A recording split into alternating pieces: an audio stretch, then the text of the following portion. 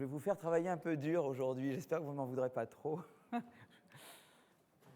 Alors, si vous voyez quelques équations, il n'y en aura pas beaucoup, je les dirai en mots. Donc, vous ne regardez pas, hein, ceux qui ne veulent pas. Vous n'avez pas besoin de les regarder si vous ne voulez pas les regarder, parce que j'expliquerai en termes très intuitifs ce que ça veut dire. Voilà. Mais il n'y en aura pas beaucoup. Alors, aujourd'hui, je vais parler des incitations individuelles à innover. Comment on peut inciter un agent à s'engager dans des activités innovantes. Voilà. Donc, d'un point de vue, disons, de l'entreprise, ou disons, comment un manager d'entreprise, ou après je parlerai des gouvernements, comment on peut inciter à l'innovation. Donc, en fait, si vous voulez, un point de départ, c'est que les activités de recherche ont souvent lieu de recherche-développement ont souvent lieu au sein d'une entreprise. Alors, c'est vrai que la recherche fondamentale se fait souvent dans les universités ou les laboratoires indépendants, donc, mais ou sinon au sein d'une entreprise. Et donc, soit vous êtes en contrat comme chercheur avec un employeur dans la même entreprise, et dans une entreprise où il y a également des activités de production. Donc là, on dit que c'est une structure intégrée. Ou bien vous êtes un chercheur indépendant, ou vous êtes dans une firme qui est un laboratoire qui traite alors avec une firme qui, elle, a des activités de production, et donc à ce moment-là, c'est des accords contractuels entre partenaires indépendants, d'accord? Mais à chaque fois, c'est quand même des contrats qui régissent les relations entre, d'un côté, celui qui fait la recherche, qui produit l'innovation, et celui qui est l'utilisateur de l'innovation, ou le financier de l'innovation. Et donc, c'est un peu ça qu'on va essayer de comprendre aujourd'hui. D'accord? Donc, les questions que je vais me poser, c'est comment encourager et récompenser les performances de recherche. D'accord? Si je suis un employeur qui est un employé qui est chercheur, comment je peux récompenser, encourager. Voilà. Ou bien, s'il y a des contrats entre indépendants, qu'est-ce qui fait que le contrat ne va pas léser trop la partie recherche et faire que donc il y ait de l'innovation. La deuxième, donc je me poserai un peu donc voilà. La deuxième, la question que je me poserai ensuite, c'est est-ce que c'est mieux d'avoir une structure intégrée, c'est-à-dire d'avoir la recherche dans la même entreprise que la production, ou est-ce que c'est mieux d'avoir les activités de recherche indépendantes de la production dans deux firmes différentes, d'accord, ou bien l'université et l'entreprise, voilà. Donc ça, c'est toute la question de un peu les droits de contrôle et l'intégration verticale ou pas dans la recherche. Le troisième type de question que je me poserais, c'est est-ce qu'il faut des incitations? J'ai encore là, j'ai oublié tout de suite, ça me saute aux yeux après là, les accords là qui sont pas bien là. Faut-il des incitations salariales qui répondent fortement à la performance? C'est-à-dire, est-ce que je dois, quand j'ai un contrat, quand j'écris un contrat pour un chercheur, est-ce que je dois le punir si la recherche ne réussit pas et le récompenser très fort si elle réussit? Ou est-ce que je dois au contraire mettre les chercheurs sous des contrats où ils gagnent la même chose, que ça marche ou que ça ne marche pas? Voilà, par exemple. Donc dans des contrats qui répondent beaucoup à la performance, en anglais, le terme c'est high-powered incentives, des incitations qui répondent avec high-powered. Et puis quand on a des salaires qui sont assez fixes et qui ne répondent pas directement, disons, au succès ou au moindre succès de la recherche ou de l'activité, on appelle ça des low-powered incentives. Donc on veut savoir un peu quelle forme elles doivent avoir, ces incitations salariales, quand vous employez un chercheur. Est-ce que ça doit être la même chose que quand vous employez quelqu'un qui fait de la production? D'accord? Donc, inciter. Alors, la question, c'est que inciter, on peut dire, finalement, l'innovation, c'est comme n'importe quoi. Finalement, pourquoi vous pourriez dire innovation? Vous pourriez dire, j'emploie quelqu'un pour produire, et puis c'est tout. Qu'est-ce qu'il y a de particulier avec l'innovation? Et en fait, si vous voulez, qu'est-ce qui est différent avec une idée nouvelle ou un produit nouveau ou un procédé nouveau? C'est ça l'innovation, hein, c'est une nouvelle façon de faire les choses, un nouveau procédé, un nouveau produit. C'est que d'abord, l'investissement en recherche est difficilement mesurable. Vous voyez, c'est déjà et à vérifier en plus. C'est très difficile de dire, il a passé tant de temps à faire de la recherche. Je peux employer quelqu'un à faire de la recherche, mais c'est très difficile de dire, même si je fais semblant d'avoir un crayon devant un bout de papier, peut-être que je pense à autre chose et que je ne suis pas en train de faire de la recherche. C'est très difficile de vérifier si quelqu'un est vraiment en train de faire de la recherche ou pas. Si quelqu'un est sur une chaîne de montage, on voit tout de suite s'il est en train d'ajuster ou pas et de mettre. Mais si quelqu'un fait de la recherche, c'est pas facile de savoir. Moi, j'avais un ami écrivain. Il dit comment il disait, je ne fais jamais rien, ou c'était du sens, ça veut dire jamais je ne fais rien, quoi. Il pensait tout le temps, nous on pensait qu'il glandait, en fait il a écrit des superbes livres, parce qu'en fait il était tout le temps en train de penser à ses livres, mais on avait l'impression qu'il faisait rien du tout. Le chercheur c'est un peu pareil. Voilà, donc c'est une activité difficilement vérifiable, donc ça rend très difficile de la rémunérer. Ensuite, l'output est incertain, si vous voulez, et on ne sait même pas toujours ce qu'on va trouver. Un chercheur, on ne sait même pas exactement la question qu'il va se poser. Quand on fait de la recherche, déjà, il faut trouver la question qu'on va se poser. Et puis, c'est très imprévisible, où ça va vous mener, qu'est-ce que ça va donner. Peut-être que je ne vais pas, moi, directement trouver le produit final. Je vais peut-être trouver quelque chose qui va débloquer quelqu'un d'autre, qui ensuite va déboucher sur un produit. C'est très, très difficile de mesurer l'output de recherche, d'accord? C'est très différent de la production. Ex ante, quand vous écrivez le contrat avec un chercheur, c'est très difficile de décrire les caractéristiques d'un nouveau produit ou d'un nouveau processus. Et ex post, une fois que c'est fait, c'est très difficile pour vous d'amener un juge et de dire « il a rempli ce que j'avais dit dans le contrat » ou « il n'a pas rempli ce que j'ai dit dans le contrat ». Parce que c'est très dur de vérifier que telle chose a été faite ou telle chose n'a pas été faite. Donc tout ça rend, si vous voulez, le fait de contracter sur de la recherche très particulier par rapport à contracter sur d'autres choses que de la recherche. Voilà. Donc ça, je vais un petit peu vous mettre dans le bain petit à petit. Hein. Alors évidemment, ça nous amène à nos amis qui ont eu le prix Nobel la semaine dernière, évidemment. On va parler d'eux à nouveau. On va parler de Bengt Holmström et d'Oliver Hart. Bengt Holmström, lui, qu'est-ce qui l'intéresse beaucoup?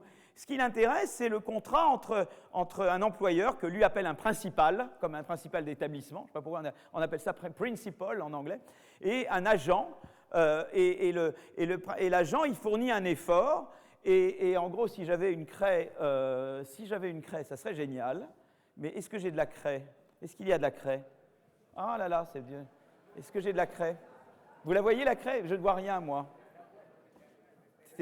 Vous la voyez? Mais je ne vois rien. Non, il n'y a pas de... Vous voyez, vous? Mais c'est terrible, je suis vraiment complètement... Je ne vois rien du tout. Non, non. C'est pas grave. C'est pas grave. Ben voilà, donc là, je suis un petit peu... bon, c'est pas grave, il n'y a pas de craie. Voilà, bon, ben tant pis. J'aurais bien écrit un peu sur le tableau, mais est-ce qu'on peut m'aider à avoir de la craie? Ah, ils y arrivent, d'accord. Merci. Voilà, ah, c'est gentil, voilà, voilà. Ah, il fallait le demander. Merci beaucoup, merci. Voilà. Alors, en gros, si vous voulez, le monde de Holmström, c'est de dire, voilà, bon, j'écris ça sous forme d'une équation, mais essayez de comprendre ce que je dis, ne vous braquez pas sur l'équation. Je produis quelque chose, ça c'est ce que je produis, et ce que je produis est le résultat d'un effort, et il y a un bruit autour. Ça, c'est un bruit, et ça, c'est effort. C'est-à-dire qu'en gros, votre production, elle est le résultat de votre effort et de chance ou malchance, vous voyez, je veux dire. Et donc, c'est pour ça qu'on ne peut pas toujours très très bien, on essaie de...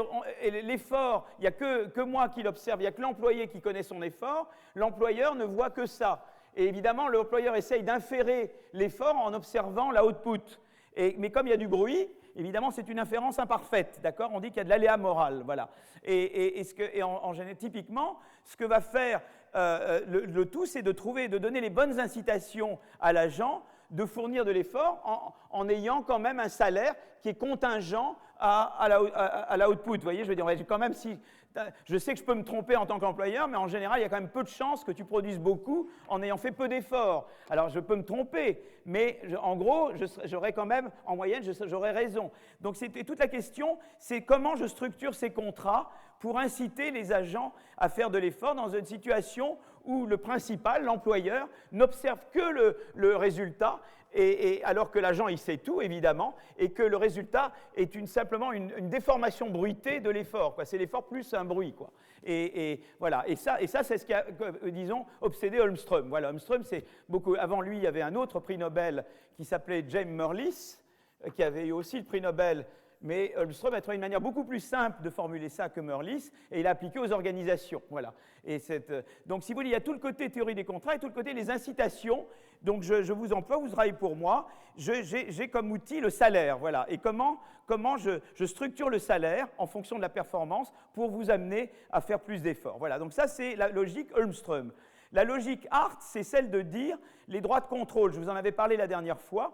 C'est-à-dire de dire les contrats sont incomplets et donc vous ne pouvez pas décrire à l'avance toutes les contingences. Justement, je vous ai dit il y a un moment que les contrats de recherche, c'est très incomplet.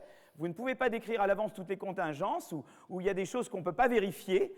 Et donc, vous êtes obligé de dire, au lieu de dire prends telle action dans tel état de la nature, telle action dans tel autre état, telle action dans tel autre état, vous dites non, je vais te donner les droits de contrôle ou m'octroyer les droits de contrôle et c'est moi qui déciderai ce qui doit être fait dans tel état ou dans tel autre état, dans telle situation. Et ça, c'est vraiment c'est la théorie du contrôle et la théorie des droits de propriété. Qui est celui qui décide pour l'autre? Qui est celui qui dit tu fais ça ou tu fais ça? Et ça, tandis que si tu n'étais dans une situation de contrat complet, eh bien le contrat lui-même dirait ce qu'il faut faire. Le contrat lui-même dirait s'il pleut, on fait ça, s'il fait beau, on fait ça, s'il neige, on fait ça. Et du coup, le contrôle n'aurait plus aucun rôle, puisque tout serait déterminé dans le contrat. Mais quand tu ne peux pas faire ça, tu as un rôle pour le contrôle. D'accord ? Voilà, donc ça, c'est les deux outils de base dont je vais parler aujourd'hui, mais je les applique à l'innovation. Vous voyez, ça vient très bien, le timing, parce que j'avais prévu ça dans le cours, et c'est quand même génial qu'ils aient eu le prix Nobel il y a une semaine, et que ça vient juste au moment où je vais parler d'eux dans le cours. C'est vraiment, on dirait que c'est un fait exprès. Voilà. Alors, je vais d'abord parler, un petit peu explorer les droits de contrôle et de propriété quand il s'agit de l'innovation. Et et c'est surtout un travail que j'ai fait avec Tirole, prix Nobel il y a 2 ans, et que nous avons fait en 1994, voilà, d'accord ? Et ensuite, je parlerai des incitations monétaires. Donc, je vais faire d'abord du Hart, et après, je vais faire du Holmström et d'autres, voilà. Et après, je parlerai d'incitations non monétaires, parce qu'il y a les incitations monétaires, mais il y a les incitations non monétaires qu'on peut vous donner, même si on ne change pas le salaire, on peut décider qu'on vous garde pas, qu'on a un contrat. Par exemple, dans les incitations non monétaires, par exemple, vous savez qu'aux États-Unis, dans les universités, eh bien, en général, comment ça marche? Quand vous venez de terminer votre doctorat, vous allez sur le job market, donc universitaire, et l'université, en général, vous embauche pour une période probatoire de 6 ans, et après, elle décide si elle vous garde ou pas. Ça s'appelle le tenure track, la titularisation, le track de titularisation. Tenure, c'est titularisation. Et on décide au bout de 6 ans si vous êtes titularisé ou pas. Et après, une fois que vous êtes titularisé, vous êtes inamovible. Vous restez là tout le temps. Vous voyez? Mais donc, on veut savoir, est-ce qu'il y a une raison pour avoir des contrats comme ça? Et je vais vous essayer de vous expliquer pourquoi ça peut être optimal, ça peut être une bonne chose d'avoir ce qu'on appelle un tenure track. Voilà, c'est-à-dire un truc où vous avez une période probatoire, et ensuite, passé cette période probatoire, on vous garde et on ne vous bouge plus. D'accord? Et pourquoi? Et on essaie de pousser pour ça dans l'université française. Vous voyez, on essaye de dire il faudrait se rapprocher du tenure track. Mais il n'y a jamais eu de théorie vraiment. Et là, je vais vous donner un peu une théorie de pourquoi on pourrait vouloir du tenure track. D'accord? Donc voilà, on aura de... Bon, est-ce que vous suivez toujours? C'est compréhensible, ce que je raconte? Bon, c'est bien, parce que ce n'est pas évident. Je vais vous faire travailler dur aujourd'hui. Vous allez me détester, là. Je sens, et là, j'ai encore rien fait. Bon, le rôle de l'allocation des droits de propriété sur l'innovation. Donc, je vais déjà parler donc, de la partie art, si vous voulez. Donc, la question que je me pose, c'est pourquoi la recherche fondamentale est-elle conduite pour l'essentiel par des individus ou des institutions indépendants, alors que la recherche appliquée est davantage menée à l'intérieur d'entreprises intégrées. Donc, c'est intéressant. Pourquoi la recherche fondamentale est menée indépendante, alors que la recherche appliquée est menée dans des entreprises où la recherche et la production sont ensemble.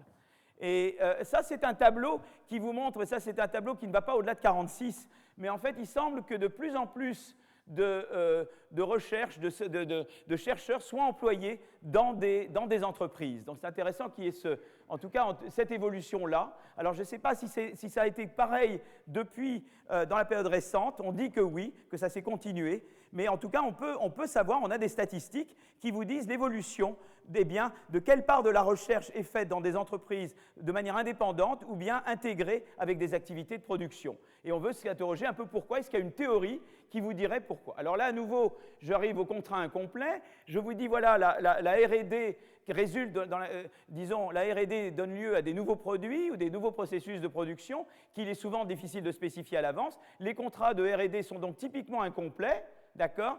Et donc l'allocation des droits de contrôle devient importante, d'accord? Ça, c'est l'idée, c'est ce que je vais pousser ici, d'accord? Alors, en fait, dans le modèle, alors Grossman-Hart, comment ils ont, donc Hart a fait ce modèle sur l'intégration verticale en 86, et si j'écris là, est-ce qu'on me voit de là-bas ou on ne voit pas? On arrive à voir, ça marche? D'accord. Donc le modèle Grossman-Hart, ça marche comme ça, si vous voulez, juste que vous ayez un peu une idée, mais tout ça, il n'y aura pas de Grossman-Hart. C'est les coûts et bénéfices de l'intégration verticale. C'est un article, c'est quand même cet article de base qui donne le prix Nobel Hart. Évidemment, pourquoi Grossman n'est pas dedans, ça c'est une autre histoire, je vous dirai plus tard. Pourquoi il n'est pas lauréat, lui. Je dirais initialement, vous avez la période de contrat, donc on écrit le contrat ici, et le contrat est incomplet. Ensuite, après que le contrat est fourni, il y a les efforts ou les investissements, et on suppose qu'ils ne sont pas vérifiables, on ne peut pas contracter sur eux à l'avance. Et ensuite, il y a la production, si vous voulez. Il y a l'effort qui produit. D'accord? Donc là, c'est les A, si vous voulez. Et là, c'est les Y. Quoi. Et l'idée, c'est de dire, mais en fait, ce qui se passe, c'est qu'une fois, et ensuite, il y a la distribution des profits. Et la distribution des profits, elle va dépendre de qui est propriétaire. Vous voyez ce que je veux dire? Donc maintenant, je vais vous montrer comment ça marche. C'est-à-dire que le contrat initial, il va allouer des droits de propriété. Il va dire qui est le boss. Allocation de droits de propriété. Et ça va devenir très concret dans pas longtemps. Okay? Donc, j'alloue des droits de propriété. Les droits de propriété vont déterminer la distribution des profits. Parce que si, par exemple, vous travaillez pour moi et que c'est moi qui suis le boss, j'ai quand même beaucoup de pouvoir de marchandage et je peux avoir beaucoup de profits. Si, par exemple, vous travaillez indépendamment de moi, vous aurez certainement une part plus grande des profits. Donc, si vous voulez, la manière dont on alloue les droits de propriété initialement vont déterminer comment le profit généré est distribué entre les parties. Et alors, la logique du modèle, c'est la suivante. Pour chaque allocation de droits de propriété, les gens anticipent comment le profit généré va être distribué. Et en fonction de ça, ils vont déterminer combien d'efforts ils veulent mettre. Si par exemple, j'ai une structure de propriété qui, moi, ne me donne aucun droit, j'ai aucune incitation à travailler. Parce que tout ce qui va être produit va aller chez vous et pas chez moi. Vous comprenez? Et donc la manière dont on fait, c'est qu'on dit pour chaque allocation de droits de propriété, on regarde la distribution des profits que ça veut dire. Ensuite, une fois qu'on sait ça, à ce stade-là, les agents déterminent combien ils veulent investir dans l'entreprise commune. Et ça va déterminer la production et les profits en équilibre. Et donc, on va pouvoir comparer, si vous voulez, les différentes allocations de droits de propriété, de voir laquelle vous donne au total le plus de profits générés. Vous voyez, si par exemple je suis avec une personne, avec Simon par exemple qui est là, ben, si moi j'ai tous les droits de propriété, moi je vais faire tout l'effort, sinon on n'en fera aucun, et peut-être que mon effort est beaucoup plus important que celui de Simon.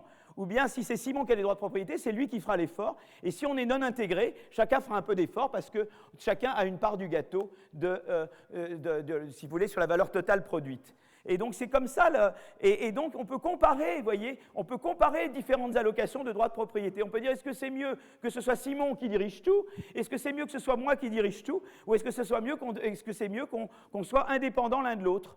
Et on voit, et voilà, il y a un coût et un bénéfice à chaque chose. Le coût pour moi d'être propriétaire, c'est que Simon ne va pas travailler, moi je vais travailler. Le coût, vous voyez, si c'est Simon, ben, le bénéfice c'est que Simon travaille, mais le coût c'est que moi je ne travaille pas. Et on compare les coûts et les bénéfices. Et c'est ça la théorie des coûts et des bénéfices, d'intégrer de mon côté, d'intégrer du côté de Simon, ou d'avoir Simon et moi qui travaillons indépendamment l'un de l'autre.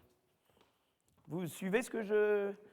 Ça va, vous arrivez à suivre ça, mais c'est formidable, vous savez, ça c'est très important. Ça c'est le prix Nobel de Hart déjà, c'est pas mal. Hein? Vous pouvez aller maintenant et dire, mais nous on sait pourquoi Hart a eu le prix Nobel. Voilà. Alors voilà, donc si vous voulez, c'est ce que j'ai mis là, la période initiale, signature du contrat, période intermédiaire, les agents investissent, ça c'est le E ici, vous voyez. Période 3, la production a lieu et ensuite les agents négocient le partage du gâteau, mais le pouvoir de marchandage des deux parties dépend de l'allocation des droits de contrôle. Et comme ça, on peut comparer les différentes allocations de droits de contrôle, d'accord? C'est comme ça que... Alors maintenant, on va l'appliquer à l'innovation. Alors, donc c'est ce que j'ai dit, la logique du modèle Grossman-Hart. Pour chaque allocation des droits de propriété, on calcule le partage du gâteau, on retourne à la période intermédiaire, anticipant le partage du gâteau, chaque partie décide combien il veut investir. Ayant calculé ces investissements, on peut calculer le gâteau espéré. Voilà, dépendant des efforts de chacun, on sait à peu près quelle sera la taille du gâteau, et on peut alors comparer entre les différentes allocations de droits de propriété. Alors, je ne veux pas vous embêter longtemps avec ça, je veux dire, maintenant, prenons, qu'est-ce que c'est à l'innovation? L'innovation, on va supposer qu'il y a deux parties. Une partie, c'est une research unit, une unité de recherche, et une partie, c'est le consommateur de l'innovation. Alors le consommateur, ça peut être une entreprise qui commercialise l'innovation, ça peut être un consommateur de bien final ou un fournisseur d'input complémentaires, ou ça peut être le financier de l'innovation. Vous voyez, donc vous travaillez, vous êtes un chercheur, ben vous travaillez ou avec et en général on travaille avec plusieurs des fournisseurs, des financiers. Là je simplifie à l'extrême en disant il y a deux parties, l'unité de recherche et le consommateur de l'innovation, et ensemble ils génèrent une valeur. Et la valeur, la probabilité de succès, elle dépend de l'effort de l'unité de recherche et elle dépend de l'effort du consommateur.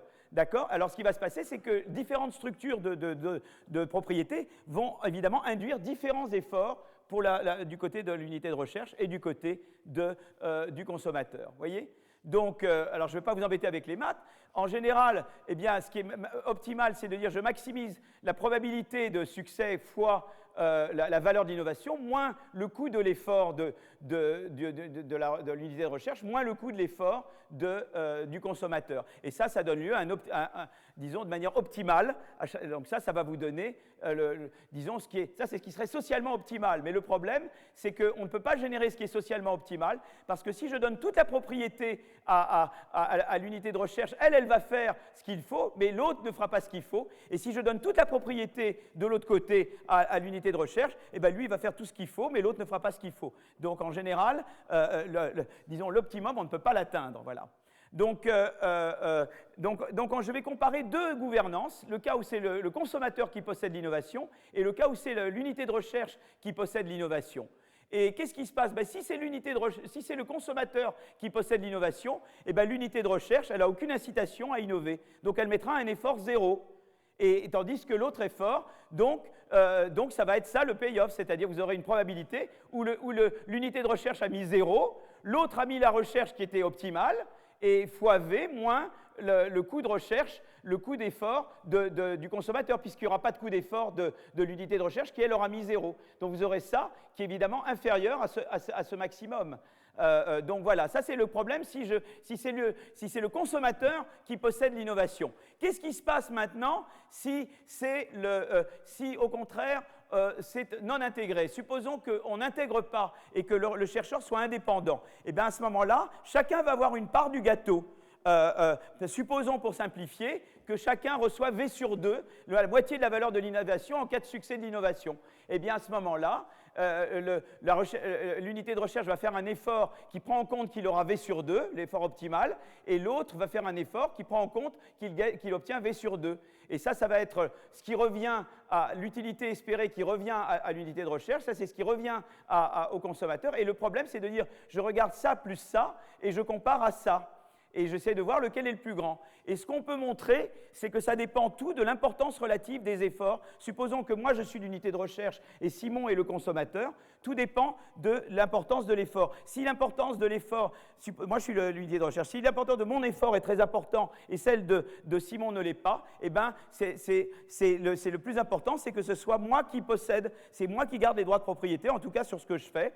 Et c'est pour ça que, typiquement, la recherche fondamentale est faite de manière indépendante, parce que pour la recherche fondamentale, ce qui compte surtout, ce n'est pas l'effort du consommateur, c'est l'effort de l'unité de recherche. Hein? Tandis que si vous êtes dans la recherche appliquée, vous êtes déjà tout près de la commercialisation, le grand E devient beaucoup plus important, et plus le grand E devient important, plus c'est important de donner des droits de propriété au consommateur, qu'il soit donc le producteur du bien, etc.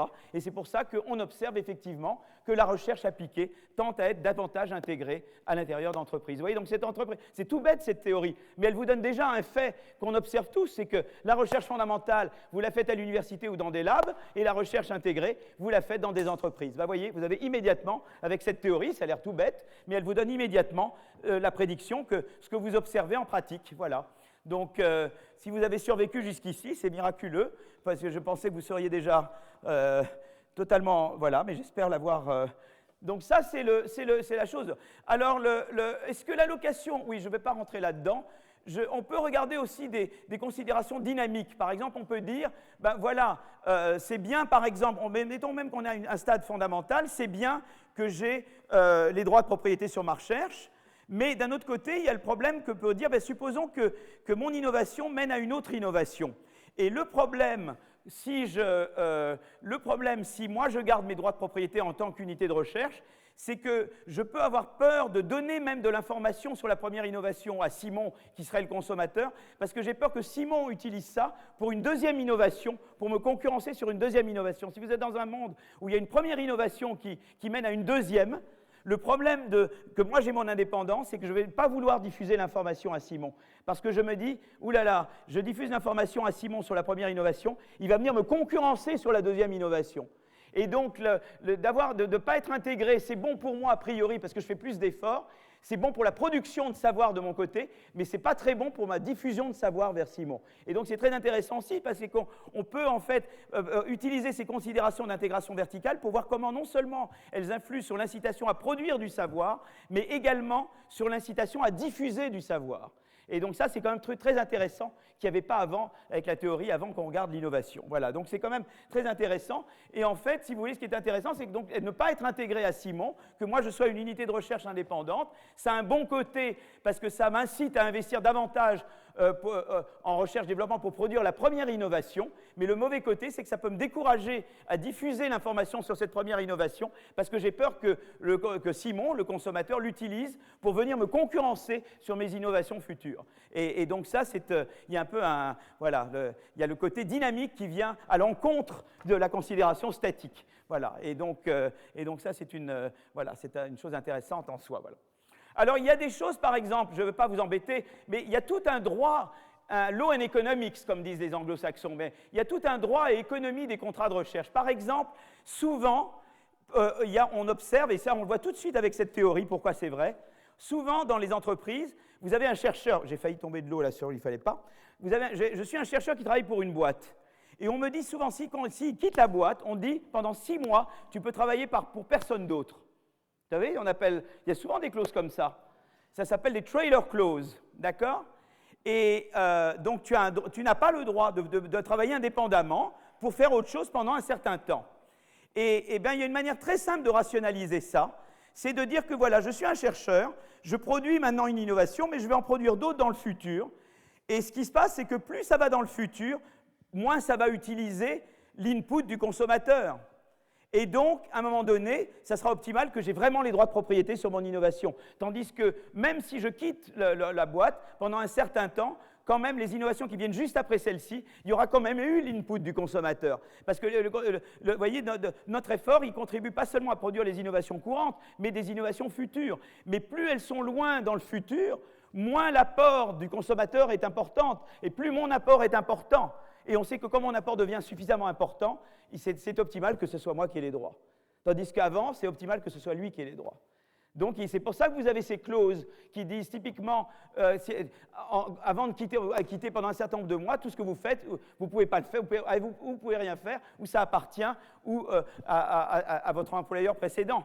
Parce qu'en fait, même si vous n'êtes pas en train de travailler chez lui, l'input qu'il vous a fourni est quand même, on pense qu'il a été très important pour fournir les innovations futures. Et donc c'est très intéressant parce que cette théorie vous permet de rationaliser ça et plein d'autres aspects du droit et de l'économie des contrats de recherche. Et c'est un domaine passionnant, le droit et l'économie des contrats de recherche. Je n'ai pas le temps de rentrer là-dedans, mais je veux simplement vous sensibiliser au fait que l'économie et le droit, c'est très relié l'un à l'autre. Voilà. Donc je veux maintenant parler disons, de l'évidence empirique. Il y a eu, il y a un grand spécialiste d'ailleurs du capital risque et d'autres choses qui s'appelle Josh Lerner, qui est à Harvard Business School, et ils ont regardé l'industrie pharmaceutique et ils ont été tester la théorie à Guillaume-Tirol, et ils ont été regarder le type de contrat. Et moi, ce que je disais, c'est que si vous avez un contrat sur de la recherche fondamentale, ça devrait être plutôt indépendant, fait de manière indépendante, pas intégré. Et si j'ai des contrats à des stades plus avancés, ça devrait être plutôt intégré. D'accord? Et ils disent, c'est de la technologie. Ben, voilà, ils disent, on peut regarder, parce que les contrats de biologie, je connais le stade auquel c'est. Est-ce que c'est des stades avancés ou des stades préliminaires? Je sais que c'est des endroits où il y a des besoins de financement importants et les pouvoirs de négociation jouent un rôle important. Et là, on regarde, vous voyez, on peut dire, voilà, là, je sais qu'il y a des contrats qui étaient au niveau de la découverte ou des contrats au niveau du développement préclinique ou bien des contrats plus avancés, disons, après, au moment où on vend disons, on est à la vente des médicaments, etc. Et donc, si vous voulez, c'est très intéressant parce qu'ils peuvent regarder les différents stades de la recherche. Est-ce que c'est le stade très fondamental ou le stade plus appliqué, et de voir si c'est intégré ou pas intégré. Et en fait, la première chose qu'il montre, c'est que d'abord, la situation financière de la firme est importante. Plus l'unité de recherche a des capitaux, moins elle a besoin d'intégrer. Alors ça, c'est important, parce que si vous voulez, moi j'avais dit, il y avait l'effort relatif. Si mon effort est plus important que celui de Simon, c'est mieux que ce soit moi qui soit intégré, mais ce n'est pas toujours le cas que je puisse le faire parce que mon financier, eh bien, il dirait, mais oui, mais tu auras peut-être le gâteau total généré sera plus gros, mais comment je sais que tu vas me le donner? En général, ce que tu fais, c'est que tu le payes en avance. Mais si moi, je n'ai pas d'argent, je ne peux pas compenser. Je ne peux pas compenser. Même si c'était efficace que j'ai la propriété de l'innovation, je ne peux pas compenser mon financier pour le fait que j'ai ces droits de propriété. Il n'a pas la garantie que je vais le compenser. Et donc, c'est pour ça que quand j'ai des problèmes de financement, même si ce n'est pas efficace que ce soit moi le propriétaire en tant qu'unité de recherche, eh bien souvent ce qui se passe, c'est que la contrainte de financement fait que de manière inefficace, c'est le consommateur qui va être propriétaire, bien que ça aurait été optimal que ce soit moi, parce que même si le fait que je sois propriétaire maximise le gâteau, lui, il ne me fait pas confiance que je vais lui donner sa part, et comme je ne peux rien lui donner d'avance, il va lui dire non, c'est moi qui vais être le propriétaire. Et c'est ce qu'on observe exactement, c'est que plus l'unité de recherche à des stades préliminaires, notamment, eh bien, elle a des capitaux propres déjà pour commencer, plus elle a de chances d'être elle-même propriétaire de la recherche, tandis que si même je suis à un stade préliminaire et que je n'ai pas d'argent du tout, eh bien, il y a plus de chances que ce soit le consommateur qui soit propriétaire. Et ça, il le vérifie sur ses contrats. Donc ça, c'est quand même intéressant.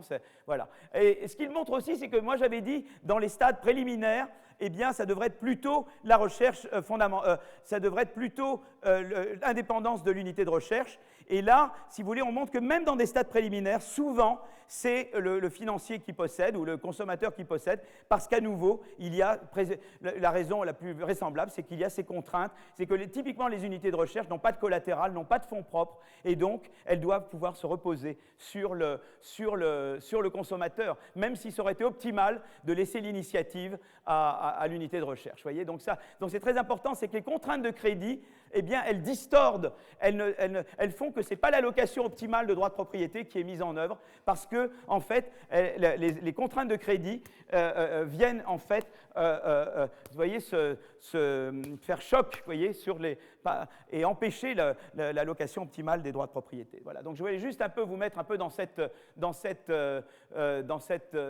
chose. Donc, l'incitation à l'innovation à travers l'attribution des droits de propriété, c'est mieux de faire, on montre que c'est optimal que la recherche fondamentale soit faite de manière indépendante et la recherche appliquée plus de manière intégrée, mais il y a importance des contraintes financières parce que, voilà, eh bien, même si c'est optimal de faire de manière non intégrée, eh bien, je peux ne pas être capable de compenser le partenaire pour la part du gâteau auquel il a droit.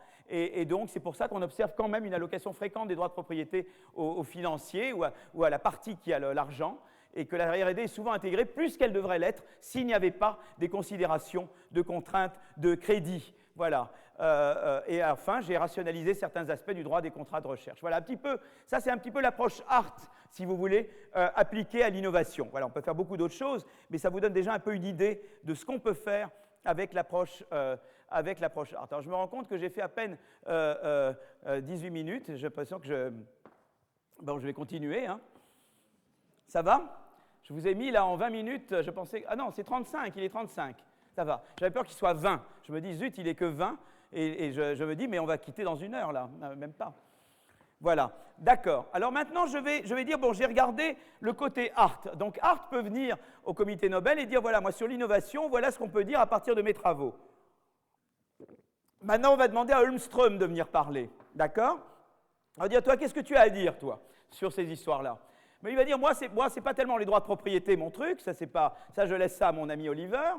Ils sont toujours d'ailleurs en train de discuter ensemble. C'est toujours très amusant de les voir dialoguer et sortir des vannes. Ils adorent blaguer ensemble, les deux.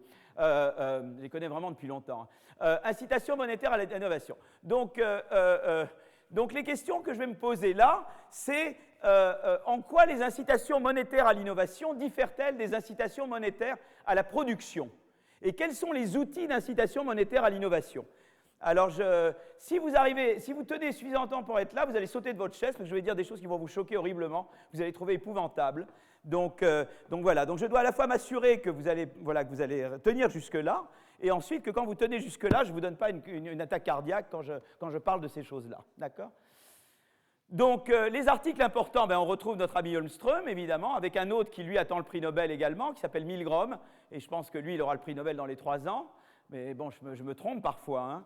Cette fois-ci, pas, mais la prochaine fois, je peux me tromper. Je pense que dans 2 ans, il a de bonnes chances, ou dans 4 ans. Et puis, il y a Manso, qui est un jeune.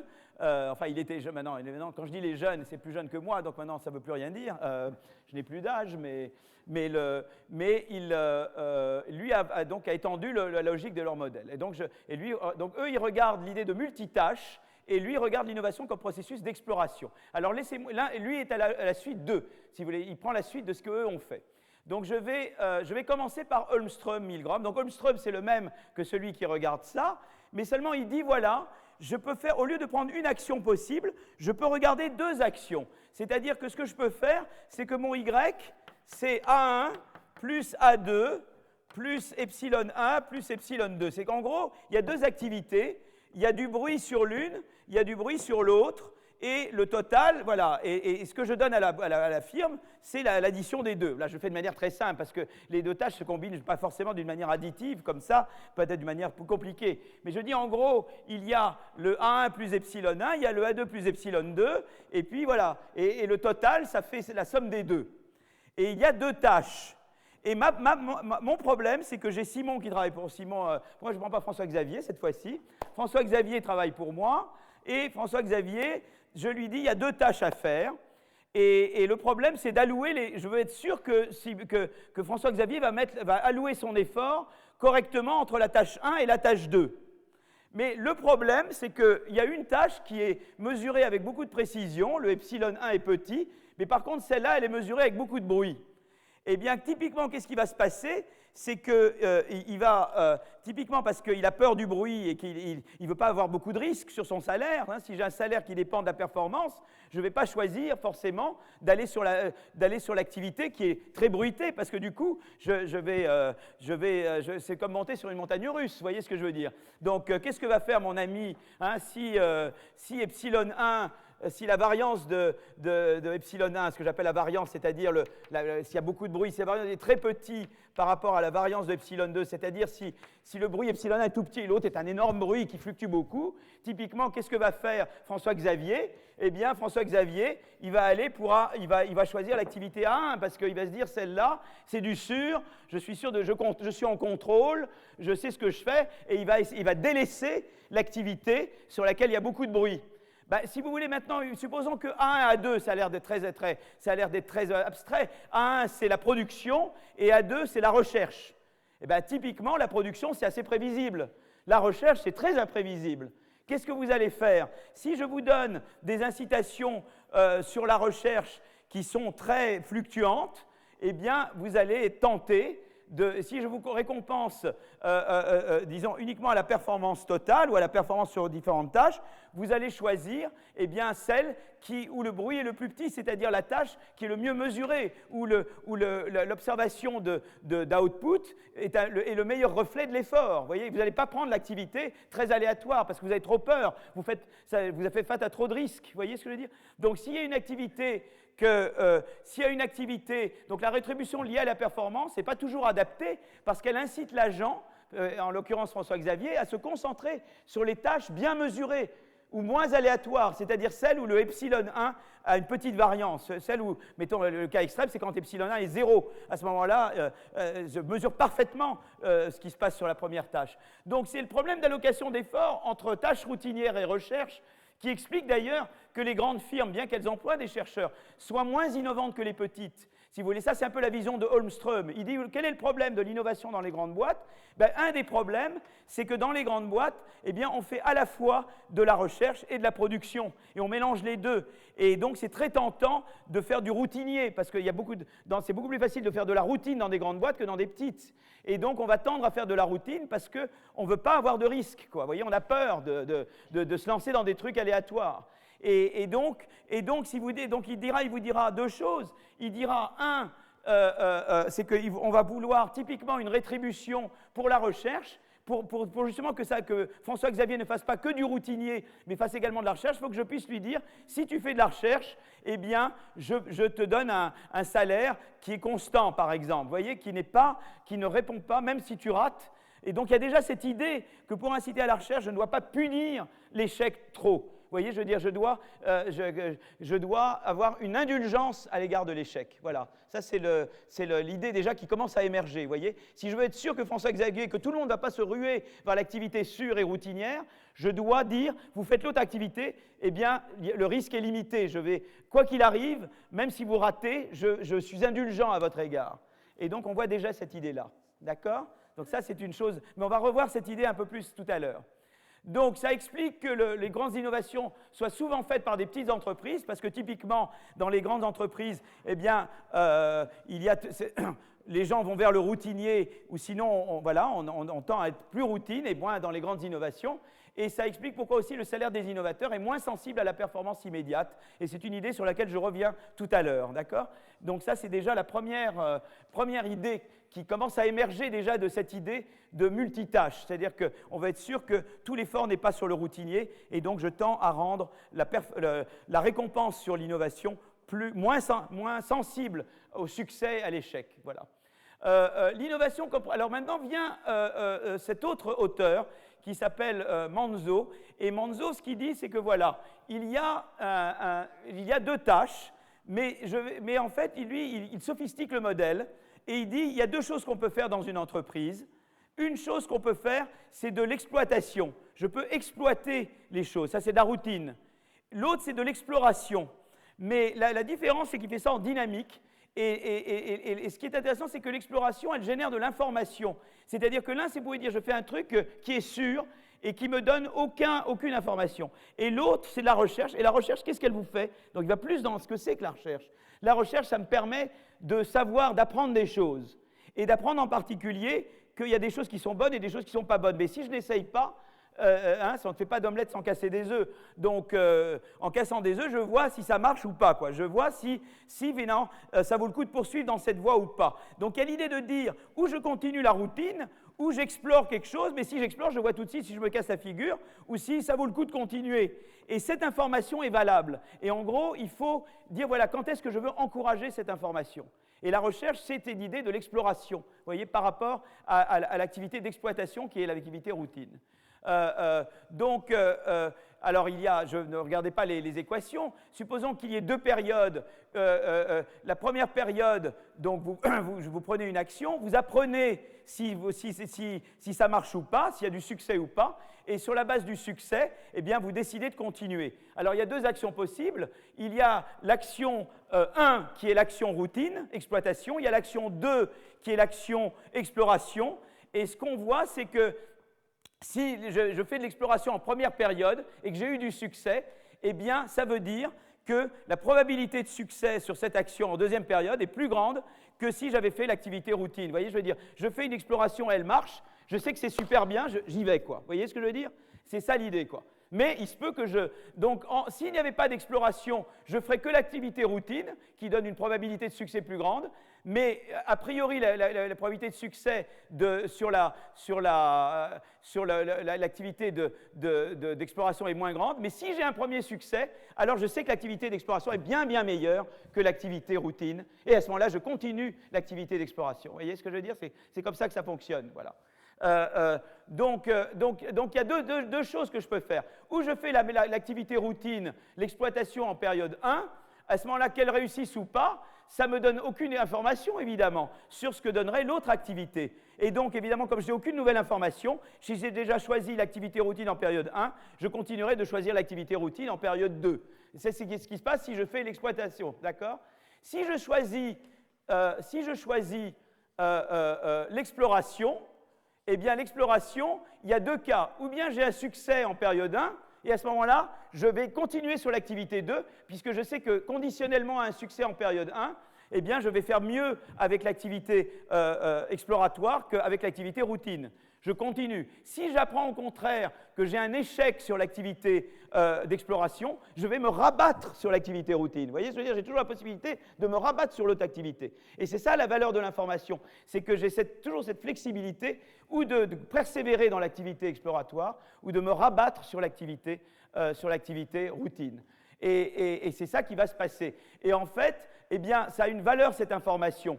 Et on peut montrer que quand la valeur de cette information est suffisante, eh bien, ça vaut la peine d'aller dans l'activité exploratoire. Même si l'activité exploratoire en moyenne est moins bonne que l'autre, puisqu'elle génère cette information et que je vais apprendre si j'ai des possibilités, c'est comme chercheur d'or, j'apprends qu'il y a de l'or, ça vaut beaucoup. Peut-être qu'en moyenne, il y a une faible probabilité que j'ai de l'or, mais si j'apprends qu'il y a de l'or, la valeur de cette information est énorme, elle peut être suffisante pour que ce soit optimal, en fait, que j'aille dans l'exploration. Vous voyez? Donc, ça, c'est... Voilà. Alors maintenant, mettons ça dans une relation... donc, si l'information acquise sur la méthode exploratoire est suffisante pour que l'espérance de succès, si je fais de l'exploration, dépasse la probabilité de succès si je fais de la routine, eh bien, je choisirai l'activité d'exploration. Alors maintenant, la question, c'est de savoir que maintenant, là, j'ai regardé le cas d'un agent tout seul, qui cherche tout seul, quoi, et qui prend tout pour lui. C'est un agent qui décide lui-même s'il explore ou s'il exploite. Mais maintenant, mettez ça dans une boîte, mettez ça dans une entreprise. Supposons que François-Xavier m'emploie, et François-Xavier décide comment il va décider, comment il va m'inciter à faire de l'exploitation ou de l'exploration. Et là, alors, en fait, François-Xavier va m'employer, il sera le principal, moi je serai l'agent, et moi j'ai trois possibilités. Je travaille maintenant pour François-Xavier, je suis un employé. D'abord, je peux décider que je ne fais rien, far niente, d'accord? Ça, c'est une possibilité, on peut toujours rester chez soi, dormir, hein, c'est toujours... voilà, ça c'est une possibilité. La deuxième chose, je peux choisir de faire la routine, l'activité d'exploitation. La troisième possibilité, c'est que je peux explorer. Et la question, c'est de savoir si François-Xavier veut que je fasse disons, de l'exploitation, qu'est-ce qu'il va me donner comme incitation monétaire? Et s'il veut que je fasse de l'exploration, qu'est-ce qu'il va me donner comme incitation monétaire? D'accord? Alors, regardons d'abord, supposons que d'abord, tout ce qu'il veut faire, c'est de m'encourager à simplement faire de l'exploitation plutôt que du far niente. Qu'est-ce qu'il va faire? Eh bien, il va faire un contrat typiquement qui me récompense à la performance, c'est-à-dire, comme j'avais là, c'est-à-dire de dire, ben voilà, si tu fais rien, eh ben, tu as plus de chances d'avoir une performance basse, donc qu'est-ce que je vais faire? Je vais te récompenser à la performance. Tout ce qu'il veut, c'est que je travaille, quoi. Donc, s'il te dit, tu gagnes la même chose tout le temps, je ne vais rien faire. S'il te dit, tu gagnes plus quand tu as plus d'output, et tu sais que tu as plus de chances d'avoir plus d'output quand tu fais plus d'efforts, ben, qu'est-ce que tu vas faire?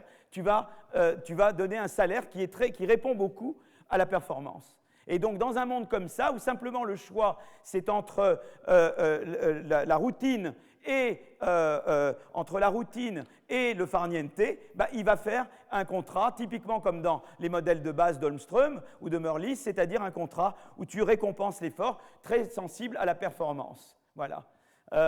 Et donc, l'échec sera puni. Et donc, le succès sera récompensé, où qu'il arrive, dans un contrat comme ça. Je punis l'échec et je récompense le succès. Maintenant, supposons que François-Xavier veut m'inciter à l'exploration. Alors là, je sais qu'il y a un risque d'échec à court terme si j'explore. Donc, pour inciter à l'exploration, il faut que le contrat montre une indulgence si j'ai de l'échec en première période. C'est-à-dire qu'on veut m'encourager à faire de l'exploration, mais de façon à qu'on puisse apprendre si l'exploration est bonne ou mauvaise. Et si elle est mauvaise, on se rabat sur la routine. Si François-Xavier me disait, même si tu as un échec au début, je te tape dessus, enfin j'avais ça, il est adorable, et je te prends tout ce que tu as, etc., je ne vais jamais vouloir faire de l'exploration. Mais s'il me dit, écoute, je ne regarde pas, tu rates au début, c'est pas grave, ce qui compte c'est plus tard. Alors à ce moment-là, je serai encouragé à faire de l'exploration. Donc typiquement, ce que va faire François-Xavier, c'est qu'il va me dire, écoute, je te paye si tu fais de l'exploration, même si tu rates, je te donne ta chance, prends le temps. Et à ce moment-là, je vais explorer, Alors évidemment, il veut quand même m'encourager à faire ça plutôt que du farniente, et il va me dire, je vais évidemment te donner beaucoup d'argent si tu as du succès. Donc je vais te dire, ce que je vais faire, c'est que je vais être indulgent à l'égard si tu as un échec de court terme, et je vais être très généreux si tu as un succès de long terme. Et là, j'encourage vraiment la recherche exploratoire. Vous voyez? Voilà. Et ça, c'est la clé. C'est-à-dire la clé de la recherche.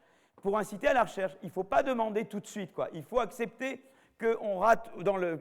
C'est un système éducatif et fait comme un peu nous. On était un peu éduqués chez nous trop que quand on faisait des fautes, moi, il y avait le bonnet d'âne dans ma jeunesse. Hein. Je ne sais pas, ça n'existe plus maintenant le bonnet d'âne. Hein. Mais c'était pas sympa le bonnet d'âne parce qu'on apprenait, on explorait justement et on disait, et je crois que c'est important d'avoir un système qui ne pénalise pas trop l'échec dans la phase d'exploration. Voilà. Donc, alors maintenant, on peut dire, bon, ok, on sait ce qu'il faut faire. En gros, je sais ce que doit faire François Xavier. Il veut m'encourager à l'exploration. Eh bien, il va pas me pénaliser pour le court terme, mais il va m'encourager pour le long terme. Alors, c'est là, je sais que c'est des mots horribles à prononcer, mais dans la réalité, c'est des choses qui jouent un rôle.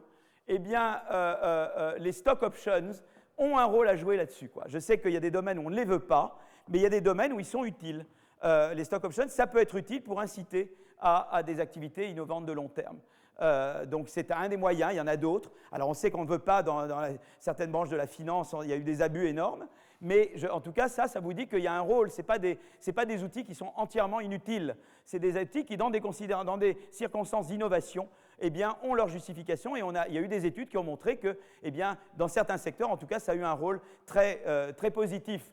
Il y a autre chose aussi pour d'y protéger contre failure, c'est les lois de faillite.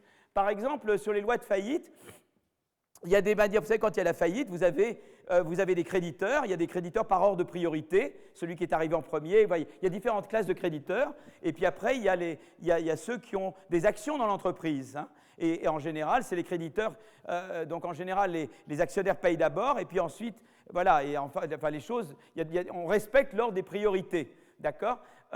Donc il y a tout le débat aux États-Unis sur chapitre 7, chapitre 11. Il y a des gens, avant, il y avait, quand une entreprise aux États-Unis allait en faillite, qu'est-ce qui se passait? Elle était liquidée. Et on vendait en pièces détachées les machines, hein, et l'entreprise était liquidée. C'est-à-dire que... Et après, qu'est-ce qui s'est passé? Eh bien, et souvent, on peut aller en faillite pour de bonnes et de mauvaises raisons. On peut aller en faillite, enfin, bonne, mauvaise, toujours mauvais d'être en faillite, mais on peut être en faillite parce qu'on a mal géré l'entreprise, on peut être en faillite parce que l'activité n'est plus rentable en elle-même, ou on peut aller en faillite simplement parce qu'on a eu de la malchance. Il y a eu la crise, et puis voilà, on se retrouve en faillite.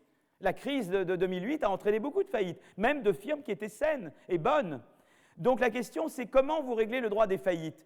Et là aussi, il y a l'idée de dire, eh bien, on veut être indulgent. Si on veut être indulgent à l'égard d'un type qui prend des risques, eh bien, on va vouloir aller vers quelque chose qui protège le débiteur, voyez. Et donc, c'est vrai que de ce point de vue-là, le chapitre 11, ça fait que quand l'entreprise va en faillite, elle n'est pas forcément liquidée, et les créditeurs se mettent à table et discutent du futur de l'entreprise. Mais en tout cas, disons que c'est plus favorable aux débiteurs que le chapitre 7, où automatiquement, dès que la firme ne peut pas rembourser ses créditeurs, elle est liquidée, quoi. Voilà. Donc, si vous voulez, en tout cas, il y a tout un débat, il y a plusieurs débats sur le code de faillite optimale. Moi, j'ai participé à ces débats moi-même. J'ai été moi-même un adepte de règles qui étaient très dépendantes sur si vous voulez, sur la priorité des créanciers. Mais il y a cette étude intéressante de ces deux économistes qui utilisent des données de pays, des comparaisons entre pays, pour montrer que les pays les mieux dotés de lois de faillite plus avantageuses pour le débiteur innovent davantage. Donc c'est intéressant. Il y a toute une étude à faire sur comment l'innovation est reliée, disons, au type de loi de faillite qu'on a. Comment on traite la faillite, comment on traite l'échec. Donc il y a tout un éclairage de l'innovation sur comment traiter l'échec. Et alors la loi de faillite, c'est un aspect, et il y a d'autres aspects de ça. Mais je vais justement le mentionner parce que, si vous voulez, c'est une question toute bête que j'ai posée, et vous voyez qu'elle aussi, on retourne au droit et à l'économie. Là c'est la loi de faillite et le lien entre le droit et l'économie. Et vous voyez que ça a des implications très importantes pour le droit et l'économie. Est-ce que quand c'est des entreprises très innovantes, le droit et l'économie doit être la même? Ou est-ce qu'il faut repenser, disons par exemple, la législation de faillite à la lumière du fait que vous avez des activités plus innovantes, plus risquées, etc. Et donc ça, c'est toute une réflexion qu'il faut mener, qui est très balbutiante encore. Mais je vous donne juste un peu un élément. Il y a un autre élément, mais j'en parlerai la semaine prochaine, c'est le rôle des investisseurs institutionnels pour encourager l'innovation. J'en parlerai la prochaine fois. Donc, mais il y a cette idée, je vous la mets déjà dans la tête, c'est-à-dire qu'on s'est rendu compte, j'étais parti, c'était encore un exemple, mais je reviendrai là-dessus en détail la prochaine fois. J'avais dans l'idée que si vous aviez des investisseurs institutionnels, c'est les hedge funds ou les mutual funds, les fonds mutuels, dans les entreprises où les fonds mutuels avaient des grosses parts, je pensais que ça ne pousserait pas du tout à l'innovation. Je pensais que ces acteurs étaient des acteurs qui raisonnaient à très court terme et qui ne poussaient pas à l'innovation. Et en fait, les données sont venues contre ce que je pensais. Je me suis rendu compte que les entreprises où vous aviez des fonds mutuels et ce qu'on appelle plus généralement des investisseurs institutionnels, eh bien, elles innovent plus que les autres. Et j'ai essayé de comprendre pourquoi. Et ben, une raison qu'on a vue, c'est que ça isolait, ça protégeait le manager de l'entreprise. Parce que si vous voulez, dans les entreprises où il n'y a pas d'investisseurs institutionnels, c'est des actionnaires dispersés qui décident et eux jugent énormément à la performance immédiate. Donc si quelqu'un prend une action très risquée et qui prend une gamelle, que ça ne va pas bien, eh bien il a beaucoup plus de chances d'être déposé, que le manager soit en fait muté, soit renvoyé, que dans une entreprise où vous avez un investisseur institutionnel qui lui investit dans l'acquisition d'informations sur le passé de cette personne. Et il dit, mais tiens, mais celui-là, bon, il a quand même fait des choses avant, donc peut-être s'il se plante maintenant, s'il ne réussit pas, eh bien, c'est pas grave parce que quand même, j'ai regardé de près ce qu'il était. Et c'est très intéressant parce qu'on revient à cette idée toujours de l'échec, de permettre à des gens de prendre des actions où il y a de l'échec et qu'ils n'en subissent pas de plein fouet les conséquences. Et ça, c'est toujours le problème de l'encouragement au risque. Et vous savez, on a vu déjà, moi quand j'ai parlé du marché du travail la dernière fois, et que j'ai dit qu'il faudrait un système de flexi-sécurité pour encourager les gens à chercher du travail, à prendre des risques. Je crois beaucoup qu'on prend beaucoup de risques quand il y a des filets de sécurité.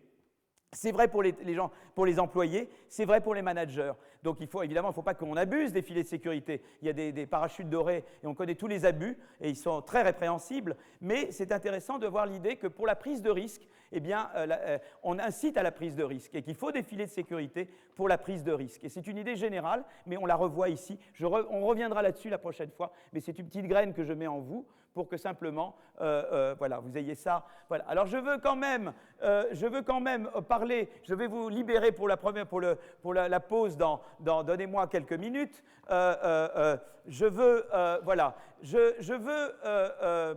est-ce que je fais la pause maintenant ou est-ce que je fais la pause dans 5 minutes? On fait la pause maintenant? 5 minutes? Allez, 5 minutes et on reprend. À tout de suite.